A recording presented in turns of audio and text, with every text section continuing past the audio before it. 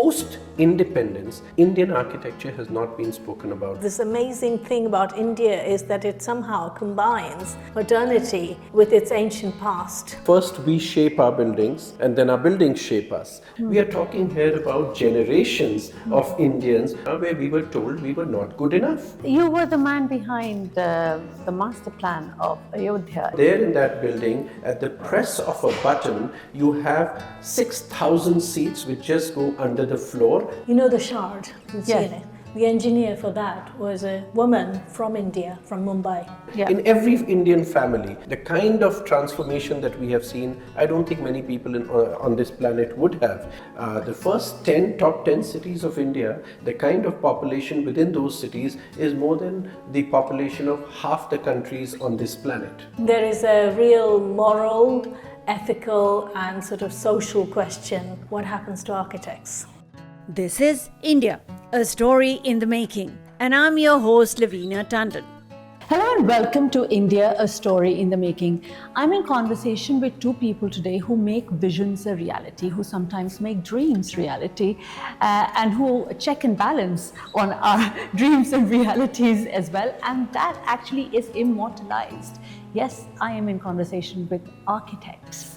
Dikshu Kukreja ji, whose firm is in the top 100 and top 5 in Asia, and Sunita Shingho, who is a woman in architecture, who's an advisor on various charities, but has written a book, but is now in the UK and practicing. And this is India's story in the making, and we bring India and the UK and the world together, asking how India is transforming in their eyes. So thank you very much for joining us. But before we explore our question on how India is transforming with the vis-a-vis architecture, and when we think of India, we think of monuments and temples, but has it moved beyond that and how it is perceived in the eyes of the West? I want to explore your story.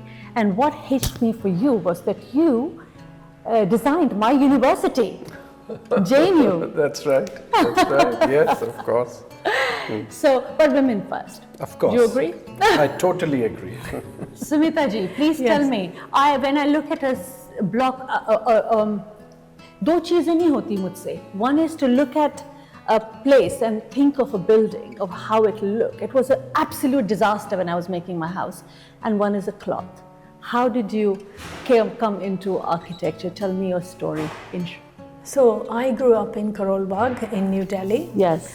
And my father wanted me to be a doctor, but Yes. I was very good at making art. Me So I too. said, I want to be an artist. And he said, no, you can't be an artist. So I said, okay, then I'll choose something that's a combination of science and art, which is architecture. Right. Studied at the Delhi School of Planning and Architecture. I did very well there. SPA, I know, that's I have it, yeah. memories in SPA. And then I was offered scholarship to 3 different places, Yeah. Oxford, Cambridge and the AA. And out of that I chose Cambridge because, they had a legitimate department of architecture, and I chose Trinity College, which was the place that 2 prime ministers of India had been to. That was the only college I'd heard of. So I You chose chose that. well. Sometimes destiny makes you do right things. Was your father happy or not in the end? He was very happy. Until his death, he kept my gold medal with him and he used to show everyone. And 3 years after he died, I got the OBE, the Order of the British Empire. And I wonder now what he would have thought of that. I do want to ask you about JNU. JNU has been a project which was designed by my father, Yes. CP Kukreja, Yes. and that's really what started his design firm. So from a 2-man practice to today we being 150 or plus professionals, the journey began with JNU. And he was a young man, all of 31, when he won this India's largest and most famous project back there in the late 60s, when it was an international jury of architects who selected Mr. Kukreja. And the one line aspect of JNU was how to transform education or the physical environment of education in India. And in that sense, it has been a trendsetter in many, many ways. Yeah. And you belong to JNU, you studied there. Proud. So there you are. And I've met many, many people who have the fondest of memories, including our current finance minister, our current foreign minister, and many other luminaries in India and world over have been to JNU. And when I in fact ask them what they feel about it, is that they say that, this is something, somebody made a very interesting mention about it, and that was quoting Prime Minister Winston Churchill from the UK, that first we shape our buildings and then our buildings shape us. And that's what JNU campus is about. It has actually shaped people's minds, thought processes, and of course their way of life going forward. Yes, indeed, and keeping it very rustic as well and raw in its the way. As you speak, I am living in my mind the walk from Godavari to my School of Languages. Right. It was just beautiful. It just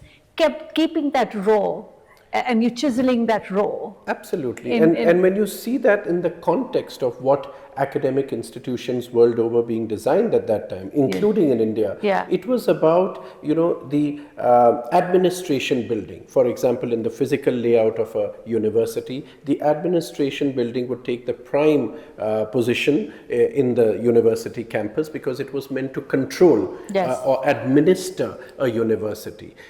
Similarly, in the planning, on one side of a typical university campus would be the faculty housing, and on the other opposite side would be the student housing. The two shall only meet in the academic buildings and then disperse. That's not the case. JNU was completely a departure from all of that. So administration building doesn't take that role of prominence, as does the library.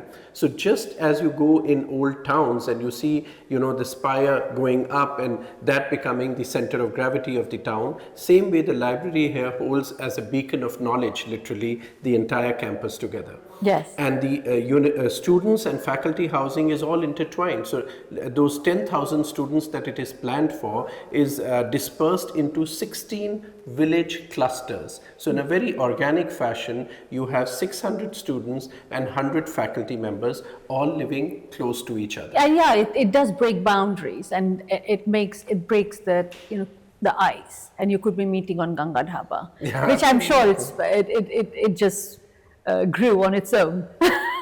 I think that was one of many organic developments within JNU. You have your Parthasarathi Rock, which I didn't want to go there.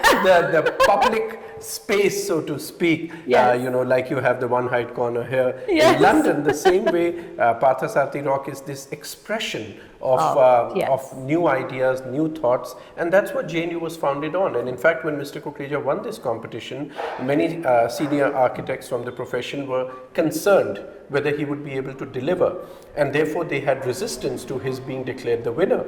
And this news traveled all the way to the then Prime Minister Mrs. Indira Gandhi, and when she was apprised of this whole sort of controversy which was coming, she had erupted. She asked that if she mentioned this, that if my father, the late Prime Minister Jawaharlal Nehru, was alive, he would have chosen a young man. He would have been happiest if it was a young man designing a university. So why not? We must give him an opportunity, and let's see if he can deliver the first few buildings. But of course, it's history that he went on to design 50 years. Yeah. Yes, indeed, absolutely. And you were the man behind the master plan of Ayodhya as well.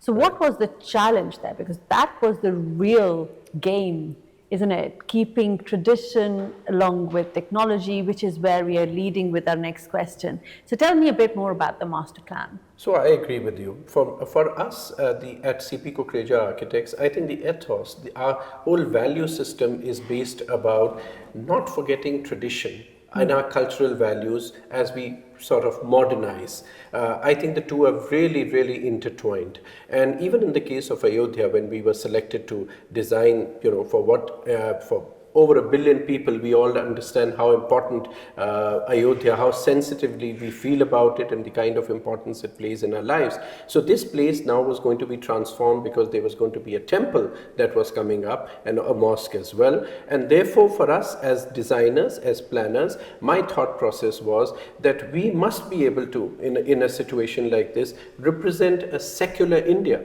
something which we all are so proud of. So while this is a temple town in many ways, while it is the town where our Lord Ram was born, but at the same time, it is also now looking at how can we show a modern secular India to the world. So it is about creating not just a global religious or spiritual destination, but also a global tourist destination, but all on the tenets of sustainable planning. And that's what we have gone about doing in Ayodhya, that everything that's been planned, because you're looking at a city, and for that we did a lot of studies of international examples, like whether it is Jerusalem or its Vatican City and many more. Mecca, and similarly we did examples and case studies and research on Indian temple towns, so whether it is Banaras or whether it is Amritsar or Tirupati, and there were a lot of learnings from here, and those learnings both in terms of beliefs and how people move, to the point of the kind of accommodation people are looking for. And for me it was very important to plan this as a city which would be an experience for anybody who would visit Ayodhya. Many people, they would probably spend their life aspiring to, dreaming to go and visit that holy place. So that experience for them, for me, was very important. It's not just about visiting a temple and coming back, but being able to absorb the tranquility, the serenity and the significance of that place. We are here sitting in London, and Mr. Kukreja is usually seen in India, though all over the world, and Albania especially. But tell me about the exhibition that brings you here to the Nehru Center where we are sitting, though it will be telecast a bit later, but yet, please tell me about your work here. Well, I must say that I'm really glad I'm sitting here with you in this very significant building back in India. Everybody knows about Nehru Center and wants to be able to be partake in the activities of Nehru Center. But for me, it was a great opportunity when we were asked by the Indian Council of Cultural Relations to be able to showcase the work of contemporary Indian architecture through the lenses of my design practice, C.P. Kukreja Architects, to the world. We have C.P. Kukreja Foundation for Design Excellence. And the motive of that foundation is to be able to promote the design values to everyone around, not just be limited within the design fraternity. So that brings me here to Nehru Center, the aspect of showcasing contemporary Indian architecture, an architecture which is aspiring to be global and is achieving those goals as well, yet is rooted in tradition and cultural values. This is something as an Indian I'm very proud of, and I like it to be expressed in my work as well, that we while we want to modernize, while we want to deliver to the world what they might not have seen or saw up until now, let's look at it in another way. Indian architecture is something people marvel about, but it's always been our historical monuments and palaces and forts.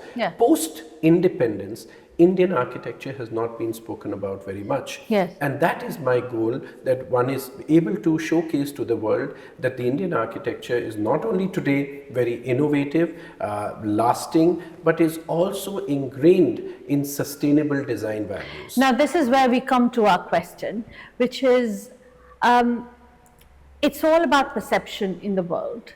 And for the world, India still lies in its villages and its temples, while it is making surges and we are the top 5 economies. But where are we vis-a-vis architecture? How is the world looking and what are we doing new? I don't think that people today are thinking about Indian architecture in terms of the temples and mosques and mausoleums and forts and that sort of thing. They're aware there's a much wider practice. And I think the perception of India is very different. So nobody is going to India like they used to in the 70s, barefoot. The hippies used to come to Connaught Place and, Maharishi and all this sort of thing. Yes, they do go there, but they recognize this amazing thing about India is that it somehow combines modernity with its ancient past. You know, there's an amazing mixture which you will not find in any other country in the world. I Yes. can So I think, when we talk about India, first of all, I must compliment you for your show. I think the podcast that you do and the India story that you bring out to millions of people who watch and hear about it is a great initiative, and I salute you for that. And I think the same way, there are many Indians out there around the world who are very proud of what we have, from where we have risen in a way. The journey that myself, my parents and my grandparents, even if we look at the three generations that have gone in every Indian family, the kind of transformation that we have seen, I don't think many people on this planet would have. And from that point of view, I feel that India is bringing a lot of learnings to the world. And one of the important learnings is about our resilience. It is about our acceptance of diverse thoughts. Today, in a world that we are living in the war and strife that we see all around in the world that is going on, look at India. It's been a peaceful country, independent for more than 75 years, thriving democracy, and how diverse we are. When I, who belong to the northern part of India, Delhi, I travel and design projects around the world, many times you feel you're in a foreign land. Whether I travel to the eastern parts of India or south or west, the way people look, the way they dress and what they eat and wear is completely different. Yet there is something that is an Indianness that holds us together. So I think that is a beautiful value that the world must take notice of. How are we able to live so happily, peacefully, and work hard and want to prosper? We are here not just for ourselves. We are always looking out for our family. We are looking out for our community. We are looking out for our neighbors. These values are something which are very important. Now, when I see it from the architectural perspective, I think that's the way we also design our buildings. So if you look at our contemporary work as well, and I'm not just speaking here about my firm, there are wonderful, talented architects across India who are having similar notions of being able to celebrate, elevate what our historical design elements are, whether our architectural forms, whether it is, for example, in my case, what I'm in love with is the element of jali or screen that you see in Indian architecture, and the way it is used as a means of passive cooling, as a means of passive energy architecture control. So while there are glass buildings which are sort of all over the world, India has developed its own design vocabulary. One of the projects you see in this exhibition is a skyscraper called Ambadeep. Now, when that was designed, that was in a time when India had, early 1990s, when our economy had just got liberalized. So you had the Cokes and multinationals of the world swarming to India, and with them bringing their own architectural notions. And the general public also felt that if we were to embrace Western architecture, maybe that's the path to our modernity. In that thought process emerged Ambadeep Towers, which today, by the way, is recognized as one of the most notable contributions of 20th century architecture. Now, this is a building which is all designed literally like an artwork.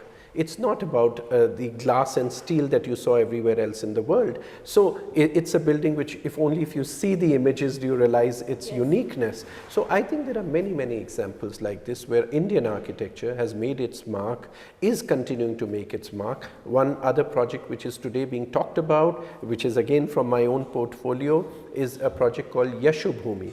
It's the world's third largest convention center, and as we speak, Lovina, there are delegates coming from around the world to come and see how this modern building has come up.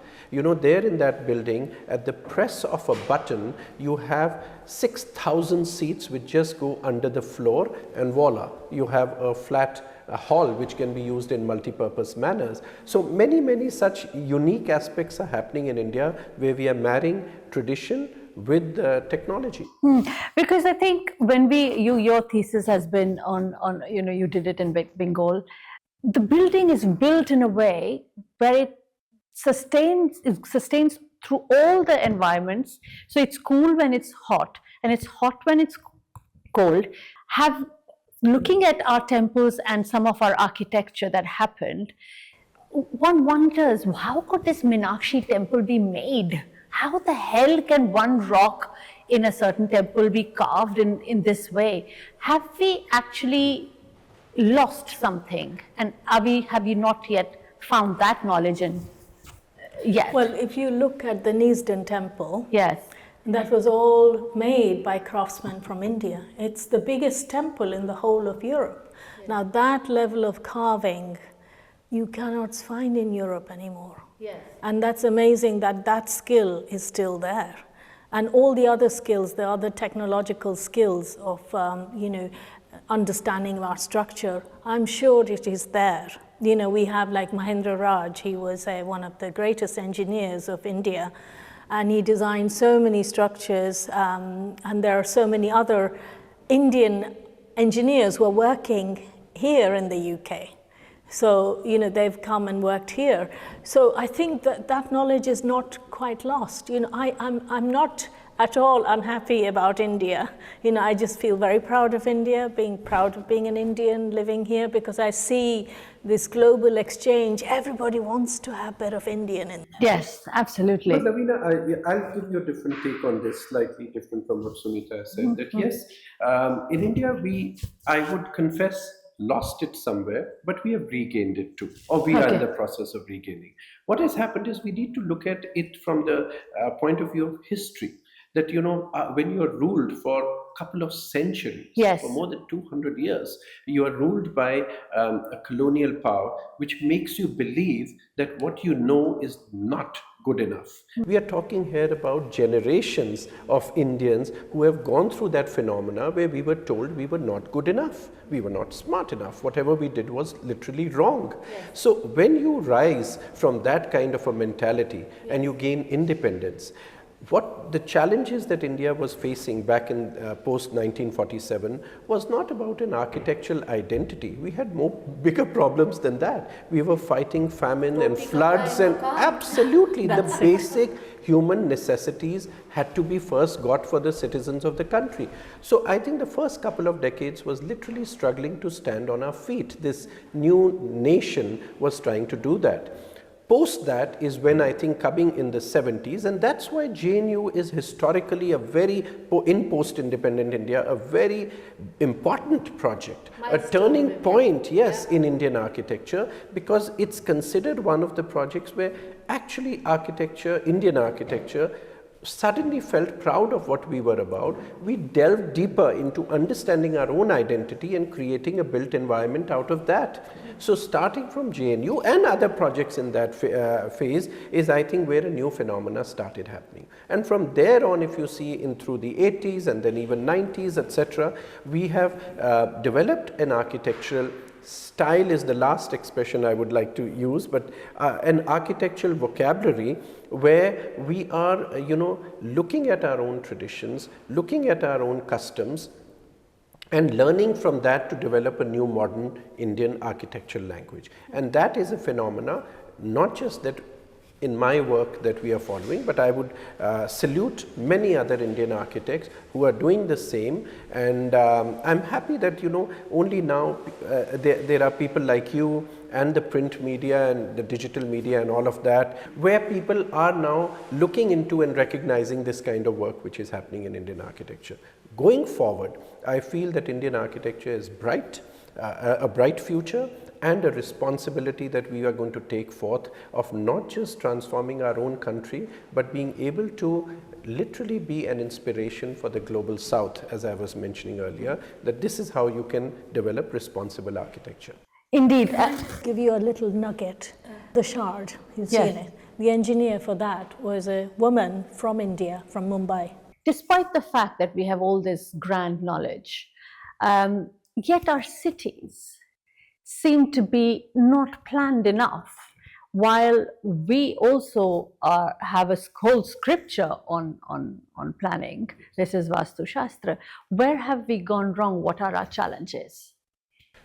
I think we have gone wrong because we lack discipline. We lack a sense of rigor that must come with this knowledge.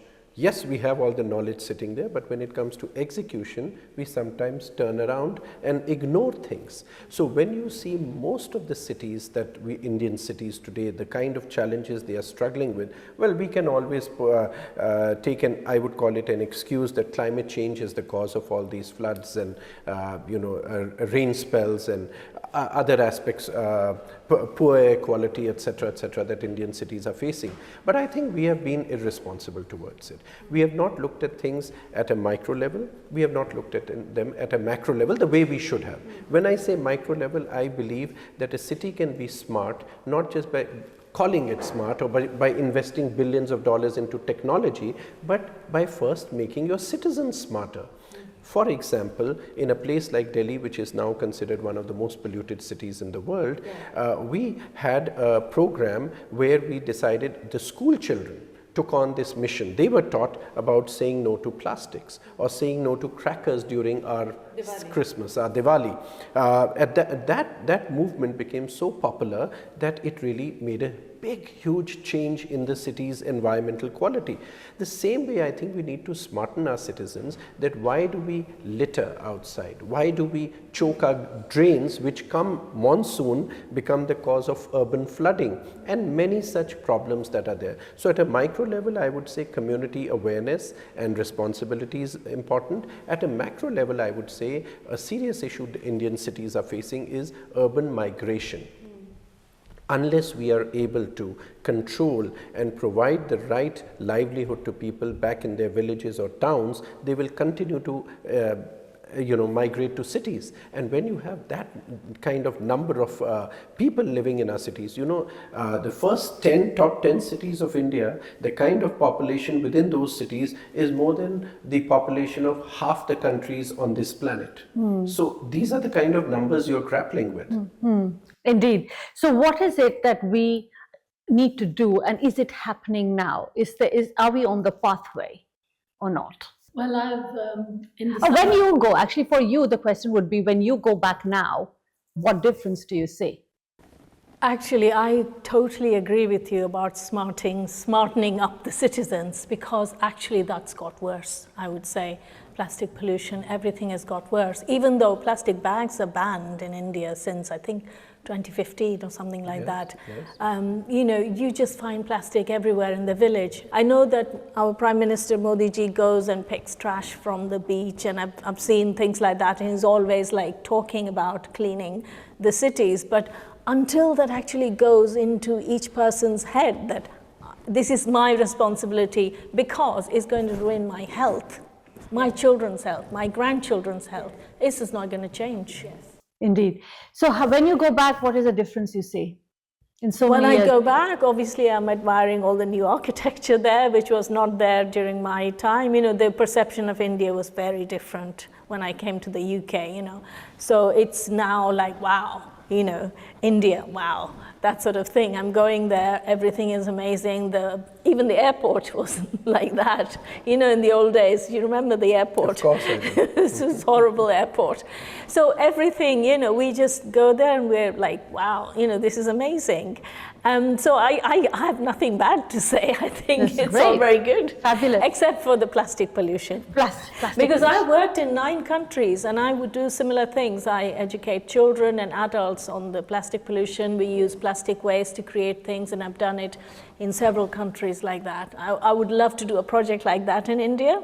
And, I think children are our future, and if they understand this issue, they will take it up in a passion. They will educate their parents. So if you're talking to someone, Dikshu, here in the UK, telling them about Indian cities and how good they are and they should come, what would you say of your own living experience? What difference have you seen in the country? I think, like Sumita has been saying, there's a huge sea change from what we used to be. And if I go back to just 2 generations before me, and my father narrating this story where his father used to be, he used to be a supervisor in the construction of projects and out in far-flung areas. And he was given by the British, they had given him, because he had to move from one side to another. So he was fortunate to be given a bicycle And so when his bicycle would be, he would be riding his bicycle through those villages, children would run calling it a steel horse.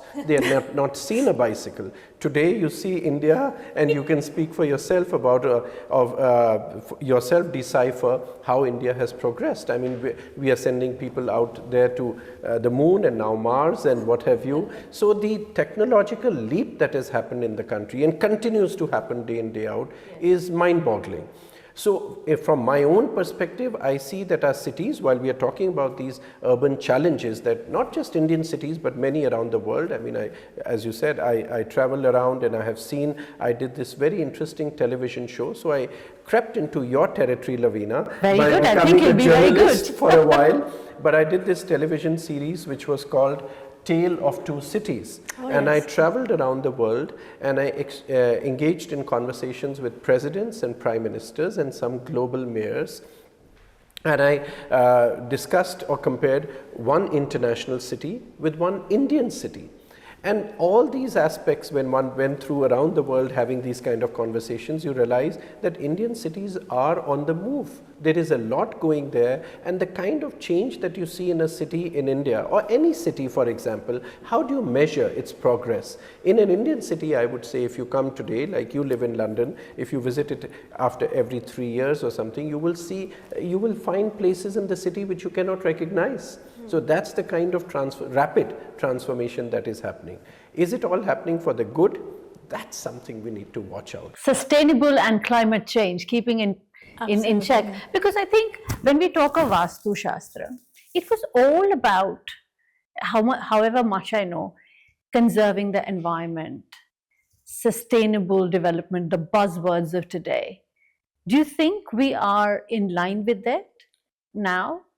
Like I told you earlier, that we had lost that knowledge somewhere because our focus was probably, we had got distracted. But today we are beginning to realize all those values that have been there in Indian town planning, be it the Indus Valley civilization, the Harappan civilization, or whether it is about Indian architecture, the principles of Vastu Shastra, like you said, and many other principles. You also referred to buildings that you have seen, ancient buildings in India, where when it's very hot, the temperature inside is cold, and vice versa. So all these principles, which today in our terminology we call passive principles of energy control, have been around.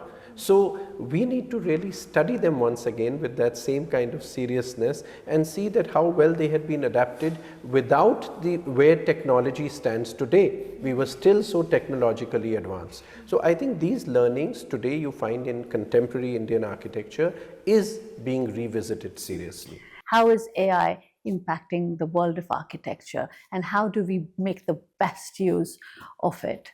In the field of architecture, I would say that it's early days, in the sense that, of course, practices around the world are looking and embracing AI, but I think it's more at the moment more cosmetic, in the sense it has to do with the aesthetics of a building. But going forward, I see that coming a lot into the actual engineering design of the building as well, and probably even going further to be able to not only grow in leaps and bounds the visualization quality of a building before it's actually built, but also all other aspects which we are talking about from a sustainability angle, being able to evaluate all of that within a building, of a building before it's built. AI is going to make quantum leap in that aspect too. Could AI now, I don't know so much, but make a design if you tell them? Is there something like that already? Oh yes, of course, that is very much there. So on your way back now from after our interaction, maybe you can just in your phone dictate the kind of home you want, and you'll have a design by the time you reach home. So yeah. How sustainable is that? Yeah, so that's the point. It might be beautiful to look at or pretty to look at, but I think it's a little cosmetic. At the moment, AI is not reached that level or depth of design quality and livability and engineering of the building, but I'm sure it's only a matter of time. Well, I think in the UK, people are afraid that AI is going to take the work jobs away, yes. Jobs away of architects, because, as you say, if you can look at your phone and say, design a 5-bedroom house for me or whatever, it'll design it for you, put sustainability, everything, technical details, everything. This is the problem, where are humans now in that process. So I think there is a real moral, ethical, and sort of social question. What happens to architects? What happens to architects? Because Indeed. now anybody can design. They have to speak to their phone and you'll get a house done. So what happens to architects? How do they Well, evolve? that is the question that is being asked now. Well, I'm a perennial optimist, so I would say that the human mind, which has created AI, and before that many technologies, I don't think, much as some people might believe, but I would not be one amongst them, saying that AI is the technology that is going to overtake human mind. I think it will still remain a tool, and a tool at best, maybe better than what we've had up until now, so far, but it's just a tool to be able to create what we want eventually to be created. So I'm not worried on that account. I only see it as a positive. Brilliant. On the positive note, we shall go into high five very quickly. 5 rapid fire questions. About you or India, I don't know. But the reward that you have is a high five from me. How's that? Sounds good. Sounds good. All right. High five it is.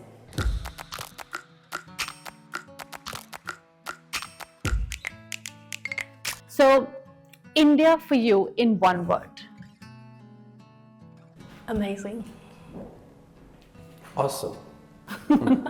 Okay. What's the one building that you would have loved to design if you look back anywhere in the world? Well, for me, it's actually a small city, Fatehpur Sikri. Okay. I was also going to say that for me it's not just about the building, but maybe creating a community, an urban environment, and I would love to do that.